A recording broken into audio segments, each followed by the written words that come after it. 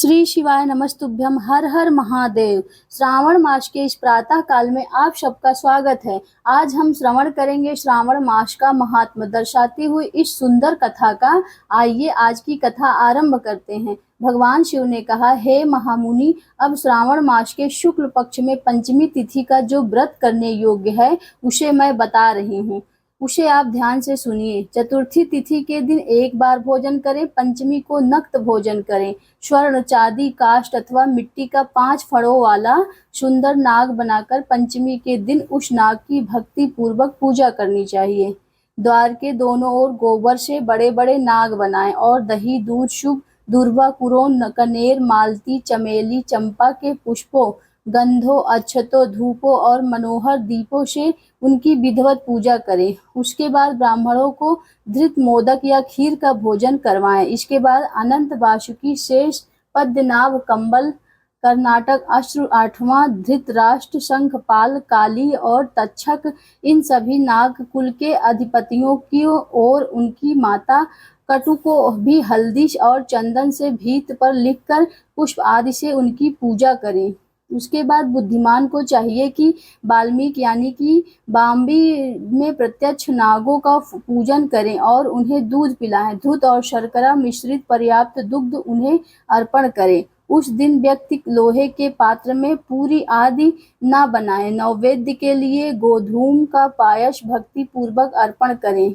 बुने हुए चने, धान का लावा और जौ सर्पों को अर्पण करना चाहिए और स्वयं भी उन्हें ग्रहण करना चाहिए। घर में बच्चों को भी यही खिलाना चाहिए, इससे उसके दांत दृढ़ होते हैं। वाल्मीकि के पास श्रृंगार आदि से युक्त स्त्रियों को गायन और वादन करना चाहिए और महान उत्सव मनाना चाहिए। इस विधि से व्रत करने पर सर्प से कभी भी भय नहीं रहता। हे विप्र, मैं लोक हित की कामना से आपसे कुछ और भी कहूँगा, अब आप उसे सुनिए। हे वत्स, नाग के द्वारा डसा गया मनुष्य मृत्यु प्राप्त करके अधोगति को प्राप्त होता है और अधोगति में पहुंचकर वह तामसिक सर्प होता है, इसमें कोई संदेह नहीं है। इसकी निवृत्ति के लिए आगे बताई गई विधि के अनुसार एक भक्त आदि समस्त कृत्य करें और ब्राह्मणों से नाग निर्माण और पूजा आदि आदर पूर्वक करवाएं। इस प्रकार 12 मासों में प्रत्येक मास के शुक्ल पक्ष की पंचमी तिथि के दिन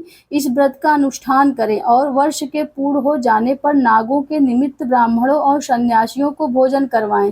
किसी पुराण ज्ञाता ब्राह्मण को रत्न जटित सुवर्णमय नाग और सभी उपकारों से युक्त बछड़े सहित गाय प्रदान करे। दान के समय सर्वव्यापी, सर्वगामी, सब कुछ प्रदान करने वाले अनंत नारायण को स्मरण करते हुए इस प्रकार कहना चाहिए, हे गोविंद, मेरे कुल में जो कोई भी लोग सर्प से दंशित होकर अधोगति को प्राप्त हुए हैं, वे मेरे द्वारा किए गए व्रत और दान से मुक्त हो जाएं। इस प्रकार उच्चारण करके अक्षत युक्त और श्वेत चंदन मिश्रित जल वासुदेव के समक्ष भक्ति पूर्वक जल में छोड़ दें। हे मुनि सत्तम, इस विधि व्रत से करने पर उसके कुल में जो सभी लोग सर्प के काटने से भविष्य में मृत्यु को प्राप्त होंगे अथवा पहले मर चुके होंगे, वे सभी स्वर्गीय गति प्राप्त करें। साथ ही हे कुल नंदन, इस विधि से व्रत करने वाला अपने सभी वंशजों को भी उद्धार कर लेता है और अप्सराओं द्वारा सेवित होता है, भगवान शिव का सानिध्य प्राप्त करता है। जो मनुष्य वित्त साठ से रहित होता है वही इस व्रत को संपूर्ण फल प्राप्त करता है। जो लोग शुक्ल पक्ष की सभी पंचमी तिथियों में नक्त व्रत करके भक्ति संपन्न होकर पुष्प आदि उपहारों से सौभाग्यशाली नागों का पूजन करते हैं, उनके घरों में मणियों की किरणों से विभूषित अंगों वाले सर्प उन्हें अभय देने वाले होते हैं और उसके ऊपर प्रसन्न रहते हैं। जो ब्राह्मण गुरु दान का प्रतिग्रह करते हैं, वे भी घोर यातना भोग कर अंत में सर्प योनि प्राप्त करते हैं। जो कोई भी मनुष्य नाग हत्या के कारण इस श्लोक में मृत संतानों वाले अथवा पुत्रहीन होते हैं, जो कोई मनुष्य स्त्रियों के प्रतिकर्पण के कारण सर्प योनि में जाते हैं। कुछ लोग धरोहर रखकर उसे स्वयं ग्रहण कर लेने अथवा मिथ्या भाषण के कारण सर्प हो जाते हैं अथवा अन्य कारणों से भी जो मनुष्य सर्प योनि में गिर जाते हैं, उन सभी के प्रायश्चित के लिए यह उत्तम उपाय कहा गया है। अगर कोई मनुष्य वित्त शय्या से रहित होकर नाग पंचमी का व्रत करता है, उसके कल्याण के लिए सभी नागों से अधिपति शेषनाग और वासुकी हाथ जोड़कर प्रभु श्री हरि से और सदाशिव से प्रार्थना करते हैं। तब शेष तथा वासुकी की प्रार्थना से प्रसन्न हुए परमेश्वर शिव तथा भगवान विष्णु उस व्यक्ति के सभी मनोरथ पूर्ण कर देते हैं। वह नागलोक में अनेक प्रकार से विपुल सुखों का उपभोग करने के बाद उत्तम वैकुंठ लोक अथवा कैलाश में जाकर शिव तथा भगवान विष्णु को गण बनकर परम सुख प्राप्त करते हैं। हे वत्स, इस प्रकार मैंने आपसे नाग पंचमी व्रत का वर्णन किया है।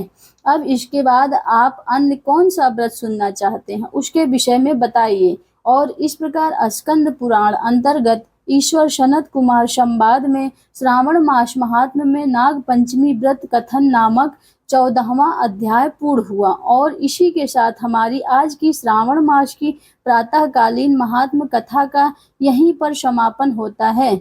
आप सबकी प्रार्थना पर हम इसी श्रावण मास के अंतर्गत बहुत सारी कथाएं प्रतिदिन आपके अपने चैनल पर कहते हैं। मेरा चैनल प्रीतिवत्स 999 इस श्रावण मास में बहुत सारी कथाएं आप सुन सकते हैं शिव भगवान से जुड़ी, और इसलिए इस पवित्र श्रावण मास में आप सभी इस शिव महापुराण कथा से लाभान्वित हो सके, इसी उद्देश्य के साथ हम प्रतिदिन भगवान शिव का गुणगान गाते हुए इन सभी शिव महापुराण कथाओं को लेकर आ रहे हैं, और उसे भी आप अवश्य सुनिएगा। वह आपको हमारे चैनल पर मिल जाएगा। श्रावण मास कथा की अगली कड़ी हम लेकर आएंगे कल प्रातःकाल। आपके अपने चैनल प्रीतिवत्स 999 को जरूर सब्सक्राइब और लाइक करें। हर हर महादेव। श्री शिवाय नमस्तुभ्यम।